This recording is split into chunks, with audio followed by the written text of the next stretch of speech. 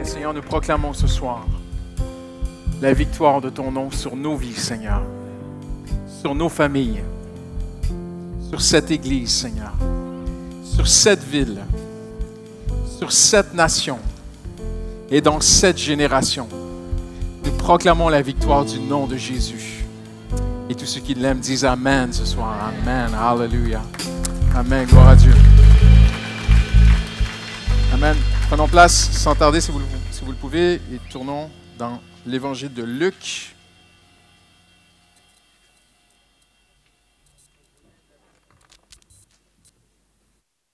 Chapitre 11.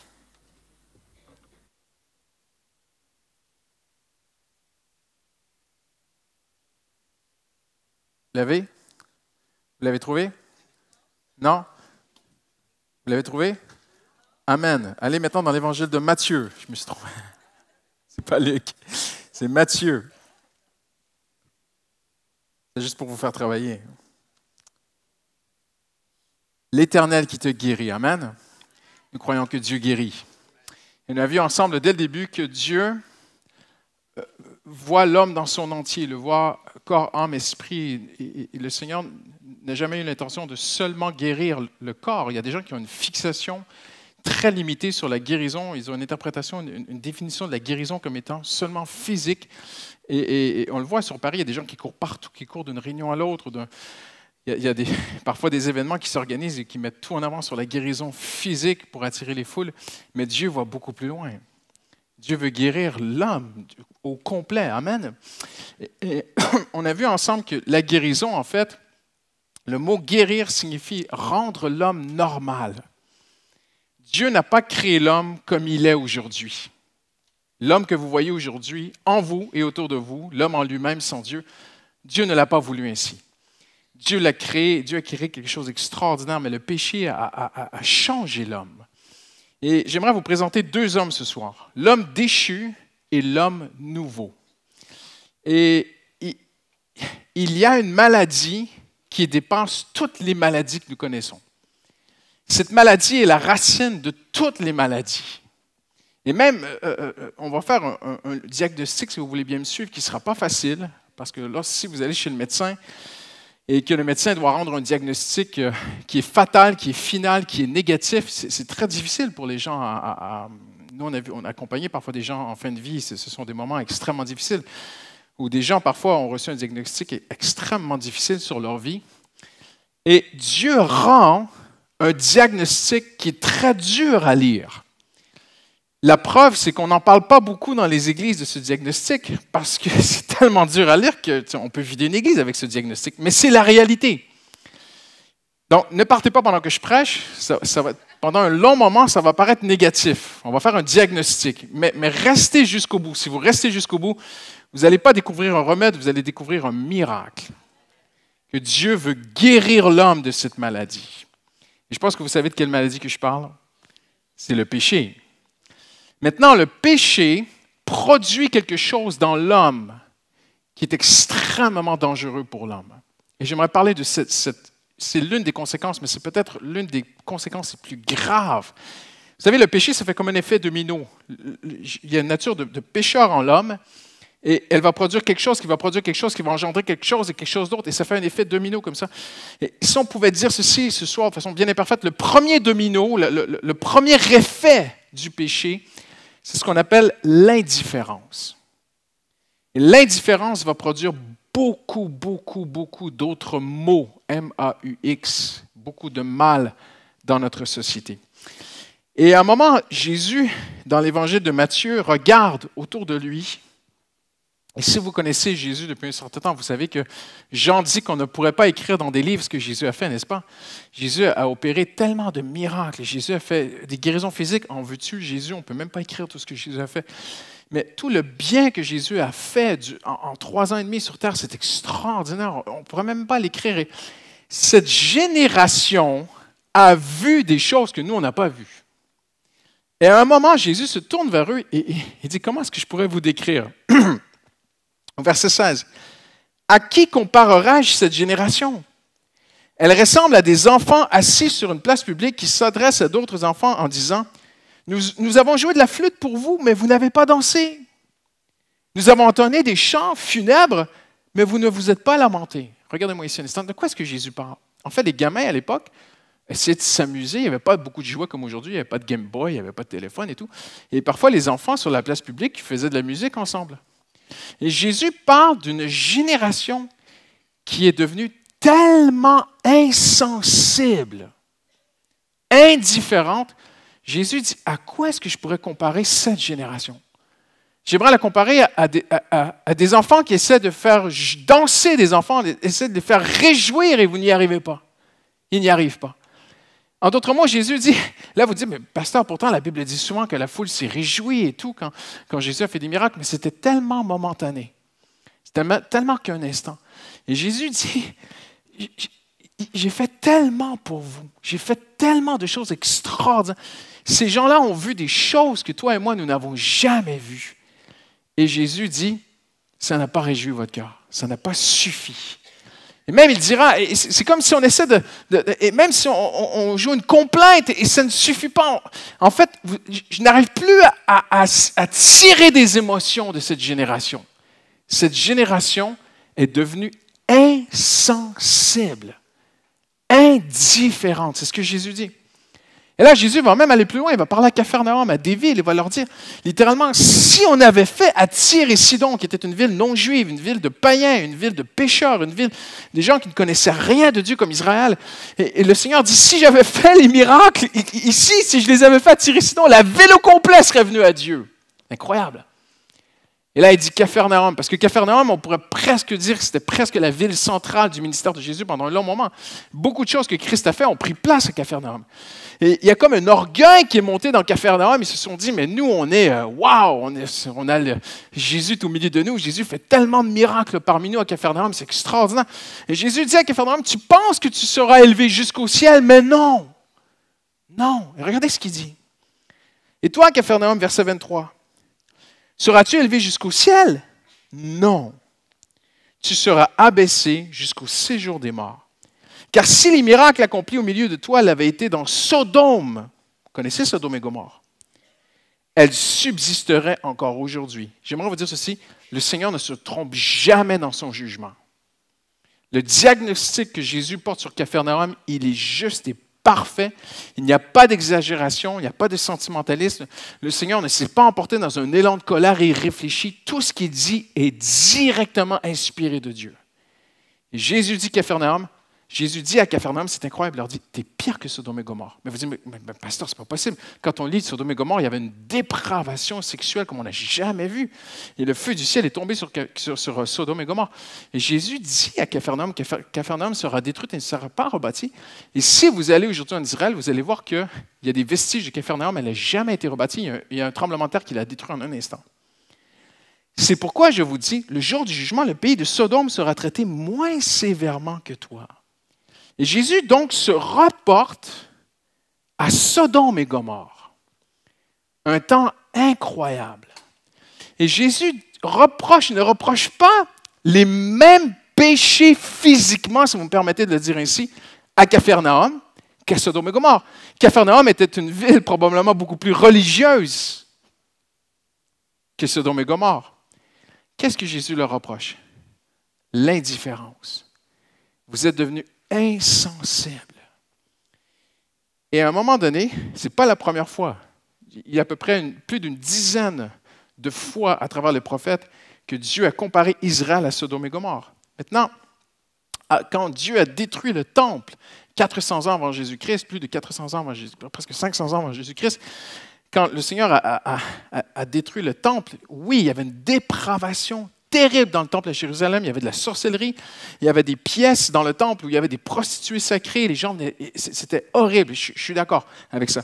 Mais Dieu dira, à travers le prophète Ézéchiel, je le lis pour vous, « Voici quelle a été la faute de ta sœur Sodome. » Maintenant, écoutez bien ceci, c'est très, très impressionnant ce que Dieu dit. « Elle vivait dans l'abondance et dans une tranquillité insouciante. Elle et ses filles, et elle n'a pas soutenu la main du malheureux et du pauvre. » Incroyable. Dieu dit la base du péché de Sodome et Gomorrhe, avant toute la dépravation de péché qu'elle a connue, la racine du mal de Sodome et Gomorrhe, c'était alors qu'elle était bien, alors qu'elle était dans l'abondance, elle n'a pas soutenu la main du pauvre et du malheureux. Autrement dit, Sodome était une ville indifférente à la souffrance des pauvres. Une ville indifférente à la souffrance des gens autour d'elle. Et si tu continues le texte, Dieu dit, après cela, elle a commencé à aller vers des dépravations. Et voyez-vous, donc, la plus grande maladie de l'homme, c'est sa nature de péché. Mais la première manifestation dangereuse du péché, c'est l'indifférence. Et l'indifférence amène l'homme dans une dépravation sans fin et sans fond. C'est terrible. Une des images que Dieu utilise le plus dans la Bible, le plus clairement possible, pour qu'on puisse comprendre l'impact de cette nature de péché, c'est la lèpre. Maintenant, on dit que lorsque la lèpre, lorsque ce virus, cette bactérie, peu importe, cette maladie, lorsqu'elle touche au système nerveux humain, elle le mange. La lèpre mange, détruit le système nerveux. Et la première chose que le lépreux perd, c'est sa sensibilité. Un lépreux devient insensible. Et ses extrémités, il commence par même le nez, les doigts de pied vont tomber. Il va perdre des membres, le lépreux. Il n'aura même pas mal. Parce qu'avant, les nerfs ont été mangés. Il a perdu toute sensibilité. Et la lèpre est l'image la plus utilisée pour faire comprendre à l'homme l'impact du péché dans sa propre vie. Donc, sans Jésus-Christ, je suis vraiment en danger parce que j'ai une nature de péché et cette nature me rend insensible. Et Jésus dit Jésus a démontré, on peut même devenir insensible en présence de Jésus-Christ lui-même. N'est-ce pas incroyable? Maintenant, restez avec moi, il y a une bonne nouvelle à la fin. J'arrive.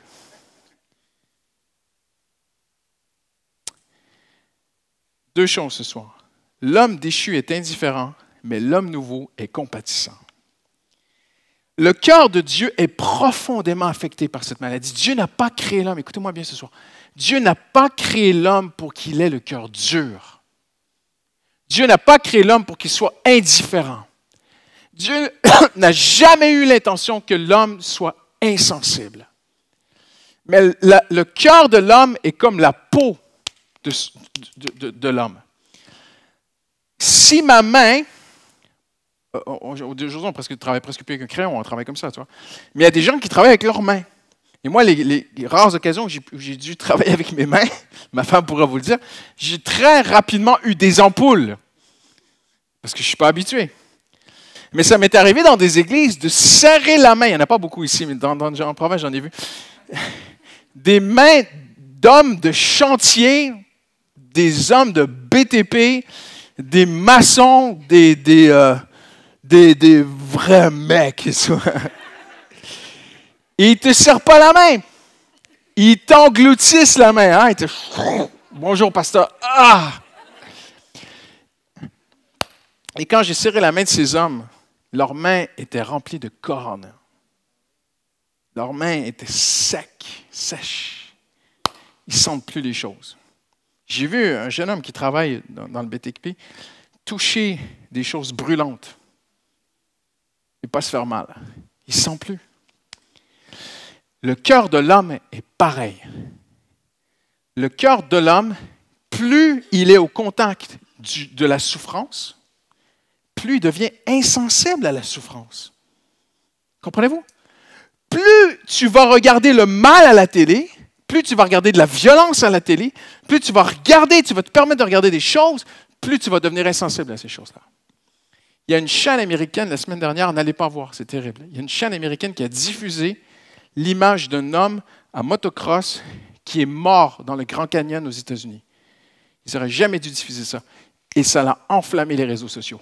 Tout le monde va aller voir. Les gens regardent quelqu'un mourir en live avec sa GoPro. On le voit tomber et mourir en live comme si c'était toi qui le faisais. Et les gens, ils aiment ça aujourd'hui. C'est encore plus réaliste que le cinéma. Ça leur fait plus rien. Mais ça n'arrive pas comme ça. C'est la corde, c'est l'usure, c'est l'habitude. On s'use, on s'habitue. On s'habitue à regarder des choses violentes, on s'habitue à regarder des choses qui attristent le Saint-Esprit. Et j'aimerais vous dire ceci. Dieu dit, qui siégera près de la gloire de Dieu? C'est écrit ça dans le prophète. Qui siégera près des brasiers? Qui pourra s'approcher de Dieu? Ça dit celui qui ne veut pas regarder la violence. Parce qu'à l'époque de Jérémie, le monde était déjà très insensible. À l'époque, quand on rentrait de la guerre, la foule, les paysans, les villageois se ruaient pour aller voir les guerriers, aller entendre des histoires de sang, de guerre. Raconte-moi, tu lui as coupé la tête et puis quoi, et encore, toi. Les gens étaient devenus insensibles. Mais Dieu n'est pas insensible. Notre Dieu est une personne sensible. Et Dieu dit, littéralement, Dieu démontre, regardez, quelques textes pour vous, combien Dieu est affecté. N'endurcissez pas votre cœur comme à Mériba. Là, vos ancêtres m'ont provoqué. C'est impressionnant. Hein? Comment est-ce qu'un peuple peut marcher devant la gloire de Dieu, la nuée, la Shekinah, voir la mer s'ouvrir, voir la manne, voir des miracles que toi et moi, nous n'avons jamais vus? Et comment on peut en venir à lever? Parce que quand ça dit « ils m'ont provoqué », en hébreu, c'est « ils m'ont défié, ils m'ont challengé, ils m'ont littéralement presque insulté ». Comment est-ce qu'on peut lever le poing contre Dieu? Je peux comprendre qu'il y a des gens parfois complètement ivres sur la rue ou dans des souffrances terribles de vie qui ne connaissent pas Dieu, qui ne connaissent rien de Dieu, n'ont jamais rencontré Dieu. À un moment donné, comme un cri de détresse lève le poing de colère contre Dieu, je peux comprendre. Et Dieu est tellement compatissant. Mais un peuple qui a marché 40 ans avec Dieu face à face, lever le poing contre Dieu et dire « Oh, on veut manger de la viande ». C'est impressionnant, hein? Et c'est ce que Dieu dit. Dieu dit « Ne faites pas comme eux ». Ils m'ont provoqué, ils m'ont mis à l'épreuve. Mettre à l'épreuve, c'est le mot ici en hébreu, c'est pousser quelqu'un pour se battre. C'est terrible, hein? Dieu dit « Ils m'ont poussé pour se battre avec moi ». Comment est-ce qu'on peut en venir? Ce n'est pas possible. Eh bien oui, mon ami, c'est possible. L'homme, en lui-même, est une nature de plus en plus insensible. Dieu prend très au sérieux cette maladie. Regardez ce que Jésus dit. En effet, le cœur de ce peuple est devenu insensible, tu vois? Il est devenu avec le temps insensible. Plus ils ont vu des miracles, plus ils ont vu Dieu agir, plus ils ont vu la grâce de Dieu, plus ils ont entendu des paroles célestes. Pierre a dit que quand Jésus parlait, c'était comme aucun homme. Pierre a dit, tu as les paroles de la vie éternelle, à qui irions-nous, Seigneur? Mais certains ont laissé leur cœur venir à Dieu, certains ont laissé leur cœur être attirés. Mais malheureusement, une grande majorité, Jésus parle d'eux, il dit, ils sont devenus insensibles. On ne parle pas de l'Ancien Testament, on parle du Nouveau Testament. Devenus insensibles. Mes amis, le jour de la Pentecôte, pendant que certains se repentaient, d'autres se moquaient. Impressionnant, hein? Ce que l'homme peut faire. Et regardez la guérison. Ils sont devenus insensibles. Ils se sont bouchés les oreilles. Ils ont fermé leurs yeux de peur que je ne le voie, de peur que leurs oreilles n'entendent, de peur que en fait, ils ne voulaient pas comprendre. Ils ne voulaient pas être guéris. Et là, tu te dis, mais pourquoi? Pourquoi est-ce qu'ils se sont bouchés les oreilles? Je vais vous dire pourquoi. Historiquement, c'est prouvé, Israël n'attendait pas un Messie comme Jésus-Christ. Ce n'est pas ce qu'ils attendaient. Ils attendaient un Messie, que j'appelle moi personnellement, politico-matérialiste. C'est ça qu'ils attendaient. Viens changer, enlève les Romains, donne-moi du pain, augmente ma qualité de vie, donne-moi des choses matérielles. J'ai mal, guéris-moi, guérissez, guéris mes finances, guéris tout ce qui est matériel, mais mon âme à l'intérieur ne touche pas à ça. C'est pour ça qu'ils ont crucifié Jésus-Christ. Ils attendaient un Messie politique et matériel, mais ils n'attendaient pas vraiment un Messie spirituel pour leur âme. Une minorité est venue à Christ. Là, on parle de la globalité, de la majorité. Il y a un début à ça dans la Bible, c'est Caïn. Très intéressant. Caïn, jaloux d'Abel, vous connaissez l'histoire, tue son frère, Dieu vient à lui. Franchement, entre nous, Dieu se présente à toi ce soir. Qu'est-ce que ça te ferait? Tu entends la voix de Dieu. Là. Tu rentres dans ton appartement et Dieu t'appelle. Je ne sais pas comment elle est la voix de Dieu. Mais tu imagines, Léandro, c'est partout. Là. Léandro. Moi, je tombe la face contre terre. J'ai fini, Seigneur. Alléluia. J'ai attendu ça toute ma vie. Seigneur, tu fais juste un mot et c'est du bonheur pour moi. Non? C'est pas votre bonheur? Hey, entendre la voix de Dieu, c'est merveilleux. Mais pas pour Caïn. Dieu parle à Caïn et dit, où est ton frère? Abel. Et Caïn lui répond, froidement, insensible, indifférent. Il s'est tellement endurci qu'il a tué son frère par jalousie. Et il dit à Dieu, littéralement ceci, je ne sais pas. Comment est-ce qu'on peut mentir à Dieu? Tu sais que Dieu sait. Tu sais que derrière la question, il y a autre chose. Où est ton frère? Je ne sais pas. Et là, il va dire quelque chose, mes amis, qui fait peur. Mais c'est la racine du mal de notre société aujourd'hui. Suis-je le gardien de mon frère? Réfléchir, hein? Tous les gens que tu croises autour de toi, partout sur la rue, dans le métro, dans les transports, dans les voitures, dans les bouchons, ils ne pensent qu'à eux. C'est me, myself and I. Je, moi. Ton collègue, tu ne peux pas compter sur lui. Ton patron, tout le monde pense qu'à sa pomme. Et vraiment, je vous dis, que ce soit dans toutes les sphères de la société, toutes les sphères de la société, les gens, là vous dites, oh non, mais pasteur quand même, il y a des gens qui sont là pour les autres. Sans Jésus-Christ, ce n'est pas une vraie compassion. On va le voir dans un instant, la seule vraie compassion qui existe, elle vient par le Saint-Esprit. La compassion humaniste qui existe dans ce monde, elle tient comme moment, ce n'est pas la vraie compassion. Et derrière ça, il y a beaucoup de gens, je sais parce que je les ai beaucoup côtoyés quand on a fait beaucoup d'humanitaire dans notre vie, et ils vont te le dire, les gens, sans Jésus, c'est « j'ai trouvé une raison de vivre ». Ça me fait du bien d'aider les autres. Je me guéris. J'oublie mon passé. J'oublie mes problèmes. Mais ce n'est pas ça la vraie compassion. Voyez-vous? Et Caïn dit à Dieu, suis-je le gardien de mon frère? Dieu n'a pas répondu à ça. Hein? Parce que ce n'était pas à Caïn de poser une question à Dieu, c'était à Dieu qui avait posé la question à Caïn. Dieu avait dit, où est ton frère? Et Caïn dit, suis-je le gardien de mon frère? Voyez-vous, ce que Caïn a dit aujourd'hui, je vous dis vraiment, le monde entier le dit. Le monde entier. Mettez mes paroles à l'épreuve. Faites le tour du monde. Allez en Amérique du Sud, dans des tribus très lointaines. Allez en Inde avec les castes. Pensez à l'hindouisme, le fatalisme de l'hindouisme. Alors que de plus en plus d'Européens aiment l'hindouisme, épousent l'hindouisme, mais ils ne savent même pas de quoi ils parlent. L'hindouisme est extrêmement fataliste. Le bouddhisme qui cherche à arriver au nirvana, le nirvana, c'est le rien, c'est le néant, c'est je suis bon, rien, c'est rien, c'est le vide, le Bouddha. C'est rien. Et les gens, ils aiment ça, ils achètent un Bouddha dans une boutique, ils mettent ça dans leur salon. C'est impressionnant quand même. L'hindouisme, les castes, où non, je n'ai pas à l'aider, il est d'un caste inférieur à moi. De toute façon, il n'y a rien à faire. Il va mourir, il va se réincarner dans un caste supérieur. Donc, je n'ai même pas besoin de l'aider. Chacun pense à sa pomme. Suis-je le gardien de mon frère? Mais Jésus a répondu. Il a dit, il n'y a pas de plus grand amour que de donner sa vie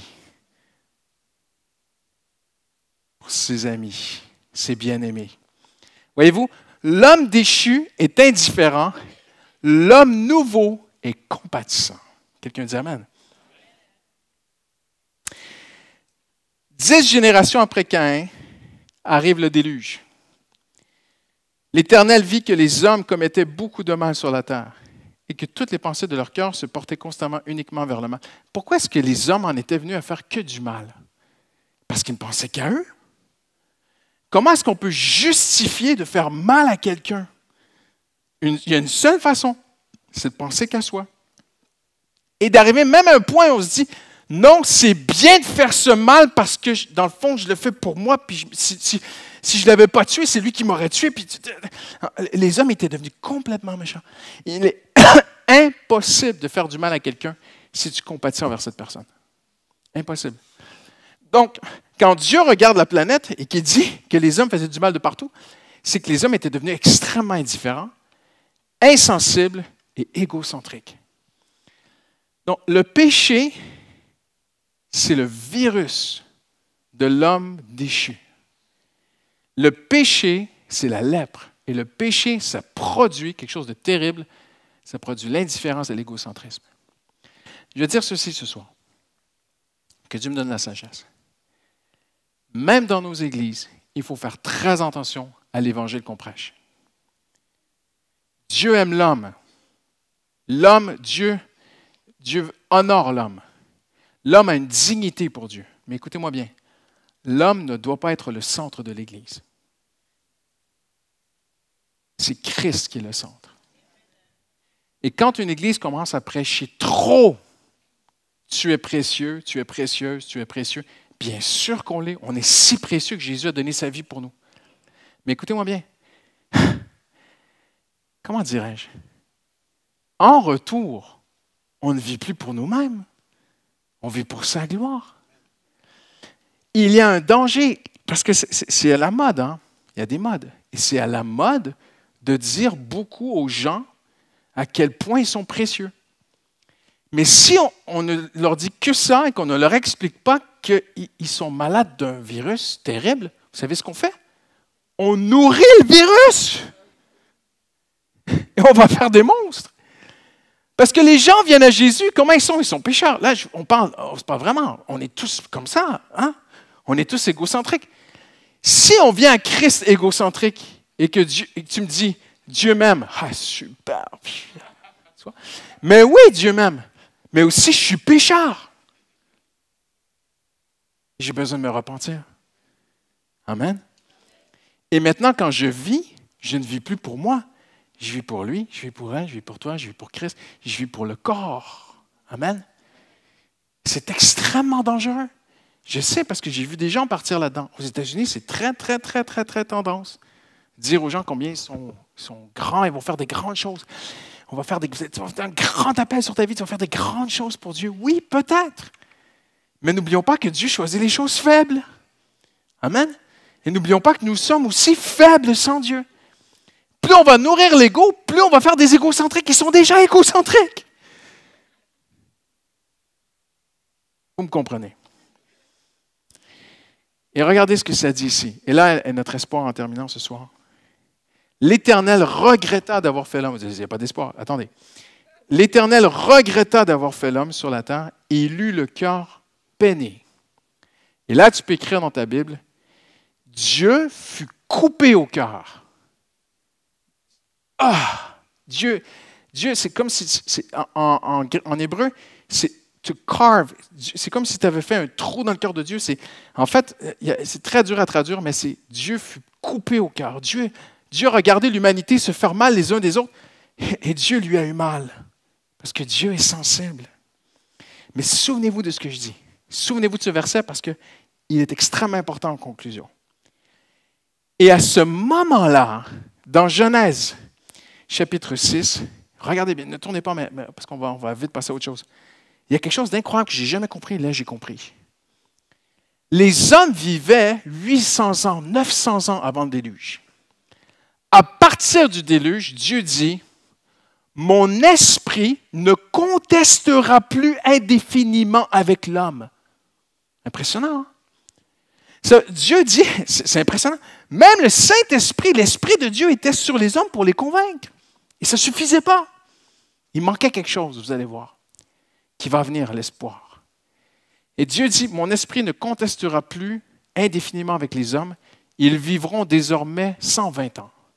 Vous savez ce que j'ai compris? Réduisant l'espérance de vie des hommes, Dieu allongea l'espérance de vie de la planète. Réfléchissez.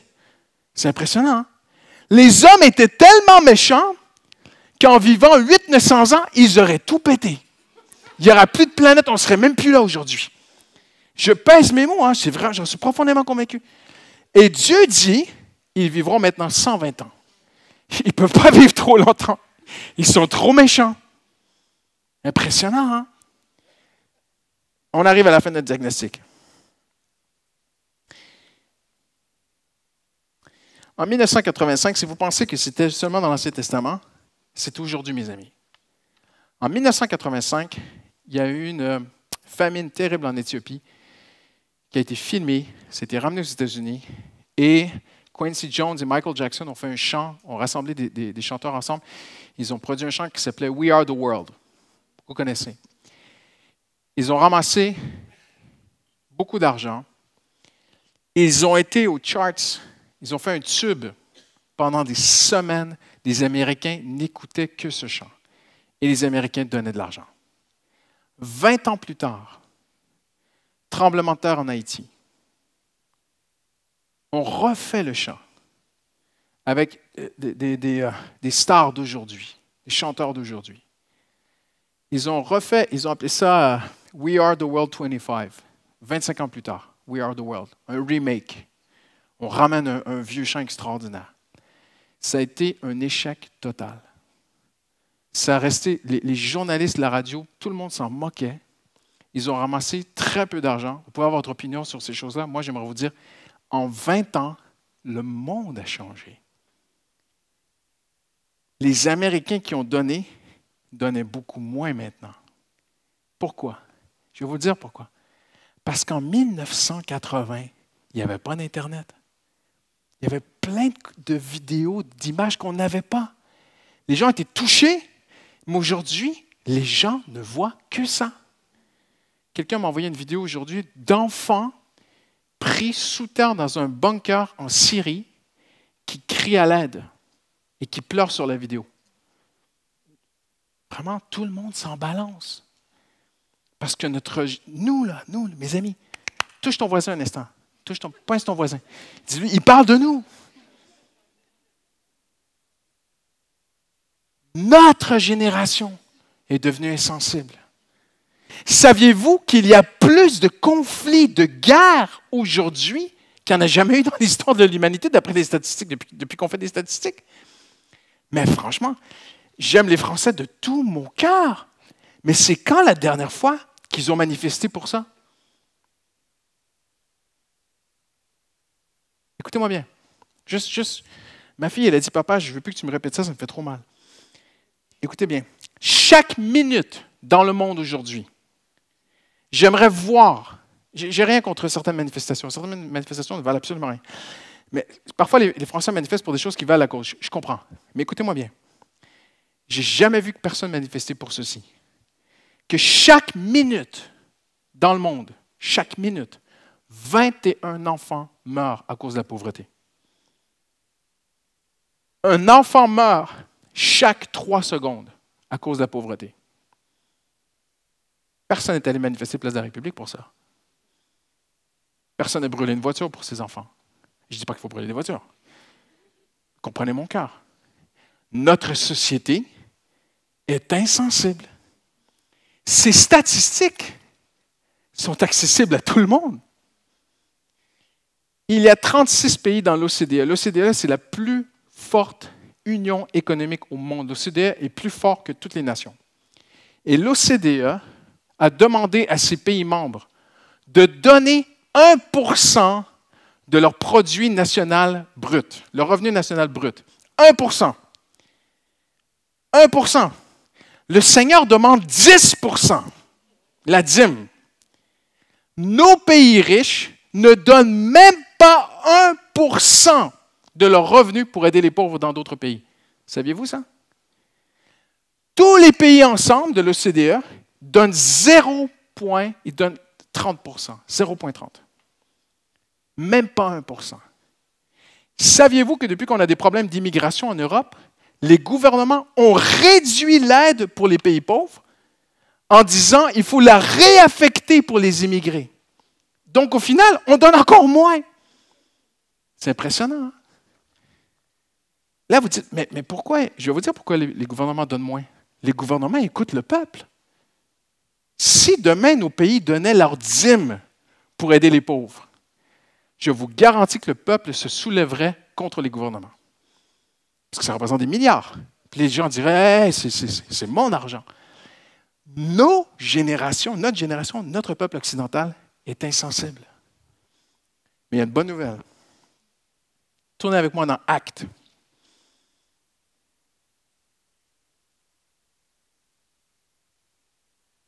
Chapitre 2, en terminant.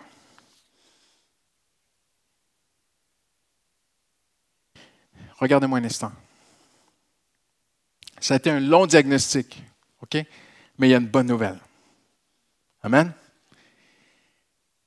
C'est un diagnostic très, très dur à lire, mais c'est la vérité. Et moi, je veux vivre dans la vérité. Ma génération est plus insensible que la génération de mon papa. Notre génération est plus dure que la génération qui nous a précédés. Indifférente, dure, insensible. Les politiques, écoutez-moi bien, tous les efforts de sensibilisation que vous pouvez voir dans la société ne réussiront pas. Il y a une seule chose qui marche. Une seule. C'est le Saint-Esprit. Le jour de la Pentecôte, ayant entendu ces paroles, la Bible dit, ils furent coupés au cœur. C'est beau, hein? Regardez, Actes, chapitre 2, verset 37. Après avoir entendu ce discours, ils eurent le cœur vivement touché. En grec, c'est le cœur percé. Le mot grec, c'est une aiguille qui traverse le cœur. Pierre, vous savez ce que Pierre leur a dit? Pierre leur a dit, vous avez crucifié Jésus. Écoutez-moi bien. Pierre n'a pas prêché 100 ans après Jésus-Christ. Il a prêché quelques semaines après Jésus-Christ. Ce sont les mêmes gens qui ont tué Jésus durement. Je ne dis pas tous, comprenez-moi bien. C'est la même génération que Jésus a dit, c'est une génération insensible. Mais il y a une œuvre que Christ n'est pas venu faire. Christ est venu donner sa vie pour nous, mais Christ n'a pas fait l'œuvre que le Saint-Esprit devait faire à la Pentecôte.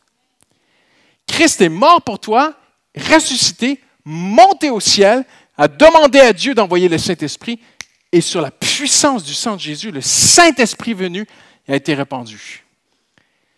Pierre prêche, et la Bible dit, ils eurent le cœur vivement touché, furent transpercés au cœur, et dirent à Pierre, que ferons-nous? Mes amis, le seul espoir, c'est le Saint-Esprit. Quand le Saint-Esprit vient, le cœur de l'homme peut être du roc, il passe à travers. Il fait péter le roc. Ma parole n'est-elle pas comme un marteau qui fait exploser le roc, la Bible dit. Quand le Saint-Esprit est venu, il a fait exploser.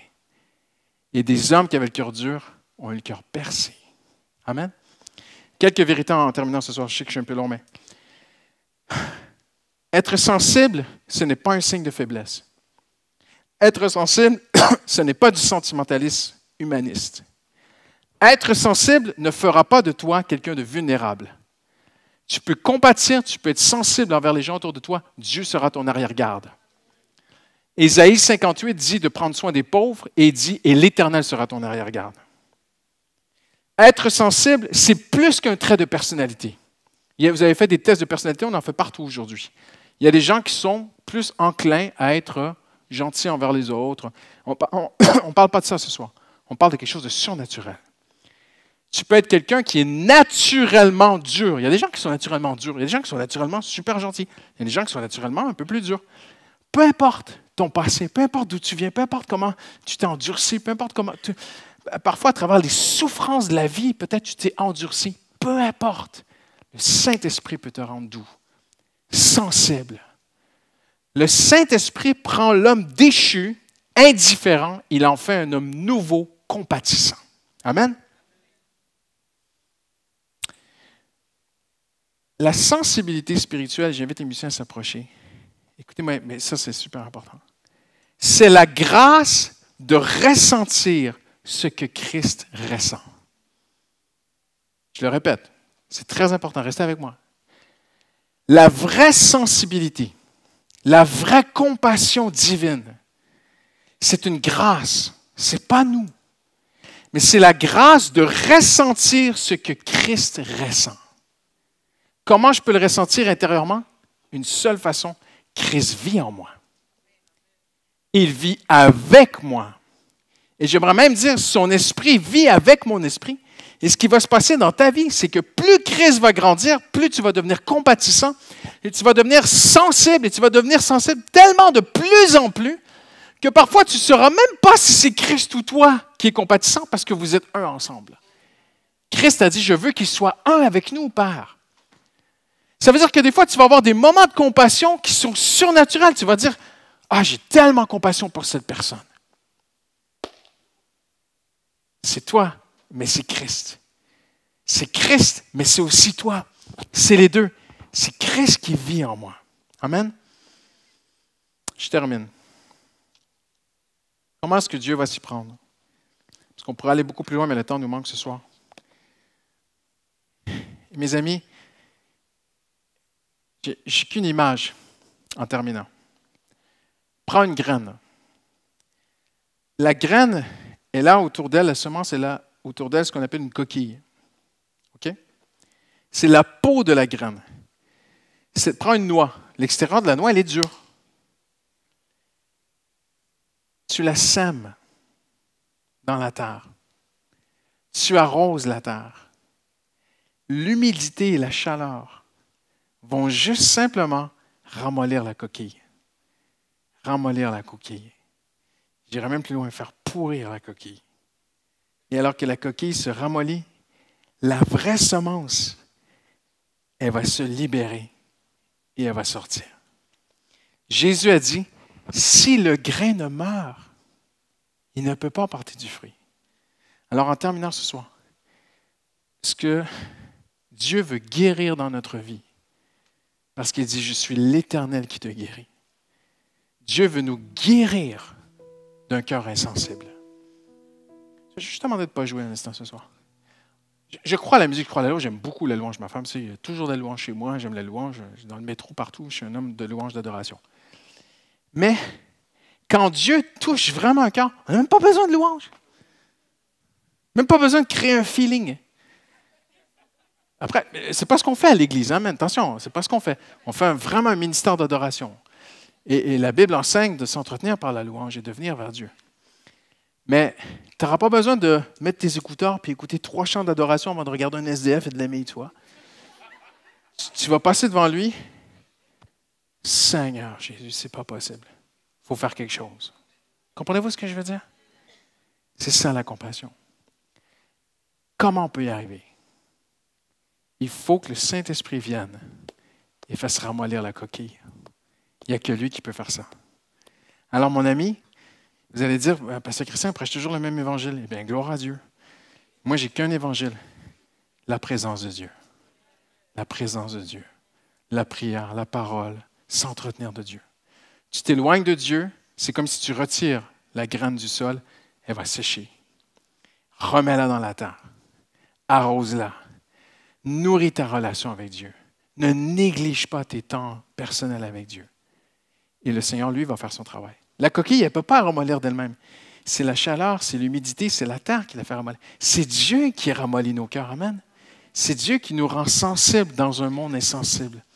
C'est Dieu qui change l'homme déchu, indifférent, en homme nouveau, compatissant. Amen. On va se lever ensemble. Hallelujah. Et tu peux jouer, il n'y a pas de problème, ce n'est pas du feeling. Hallelujah. Est-ce qu'on peut juste tendre nos mains juste avant de se séparer et dire au Seigneur, Seigneur, quelque chose, on ne pourra pas être plus simple ce soir en terminant. Dis-lui, Seigneur, rapproche-moi de toi. Fais juste lui dire ceci ce soir. Seigneur, rapproche-moi de toi, Seigneur. Seigneur, c'est toi qui vas rendre mon cœur sensible, Seigneur. C'est toi qui vas guérir mon cœur de toute insensibilité. Tu guéris mon cœur de toute indifférence, Seigneur. C'est toi qui attendris mon cœur, Seigneur. Seigneur, tu changes mon cœur indifférent en cœur compatissant, Seigneur. Même si tu as été blessé peut-être par le passé. Même si peut-être tu as tendu la main, tu as aidé d'autres et celui que tu as aidé t'a fait mal, alors tu t'es dit maintenant je vais me protéger. Non, non, non. Dieu veut te guérir, Dieu veut que tu aides à nouveau. Hallelujah. Fais juste demander là où tu es maintenant. Commence à prier. Hallelujah. On ne veut pas se séparer ce soir avant de prier. Dis-lui, Seigneur, attendris mon cœur. Seigneur, parle-moi, Seigneur. Dis-lui, Seigneur, parle-moi des gens qui souffrent, Seigneur. Parle-moi de mes voisins. Montre-moi comment tu vois mes collègues, Seigneur. Montre-moi comment tu vois les gens autour de moi, Seigneur. Hallelujah. Montre-moi comment tu les vois, Seigneur. Seigneur, je veux ton cœur ce soir, Seigneur. Je veux le cœur de Dieu, Seigneur. Protège-nous d'être très sensibles, Seigneur. Hallelujah, hallelujah, hallelujah, hallelujah. Dis-lui maintenant. Ouvre ta bouche, invoque le Seigneur, appelle-le. Hallelujah. Si ton cœur est dur, sois vrai avec Dieu. Dieu aime quand on est vrai. Dis-lui la vérité. Dis-lui, Seigneur, mon cœur est dur, c'est pas possible. Il y a des choses qui ne me touchent plus. Seigneur, renouvelle en moi, Seigneur. Un cœur nouveau, Seigneur. Hallelujah. Un cœur sensible, Seigneur. Seigneur, je ne veux plus des préjugés, je ne veux plus juger les gens autour de moi, je veux les aimer, Seigneur. Hallelujah. Seigneur mon Dieu, il n'y a que ton esprit. Seulement ton Saint-Esprit peut faire cela, Seigneur. Seulement ton esprit peut rendre mon cœur sensible, Seigneur. Hallelujah. Hallelujah. Dans le nom de Jésus. Dans le nom de Jésus. Hallelujah. Seigneur, Caïn a dit, suis-je le gardien de mon frère? Mais toi, Jésus, tu as répondu, parce que toi, tu es l'homme nouveau. Et tu as dit, il n'y a pas de plus grand amour que de donner sa vie pour ceux qu'on aime. Alors, Seigneur Jésus, on va te demander ce soir, viens vivre en nous, Seigneur. Demande au Seigneur ce soir de t'aider à appeler quelqu'un qui ne va pas. Demande-lui, Seigneur, aide-moi à aller vers quelqu'un qui est loin de toi. Aide-moi, Seigneur, à appeler un frère, une sœur cette semaine, à texter, à m'inquiéter, Seigneur. Donne-moi de prendre des initiatives, Seigneur. Aide-moi, Seigneur, à le faire, à briser la gêne, briser la timidité. Peut-être que tu ne t'y prendras pas très bien, ce n'est pas grave. Dieu voit ton cœur. Aide-moi, Seigneur, à aller vers mon prochain, Seigneur. Aide-moi à considérer mon prochain, Seigneur. Au nom de Jésus.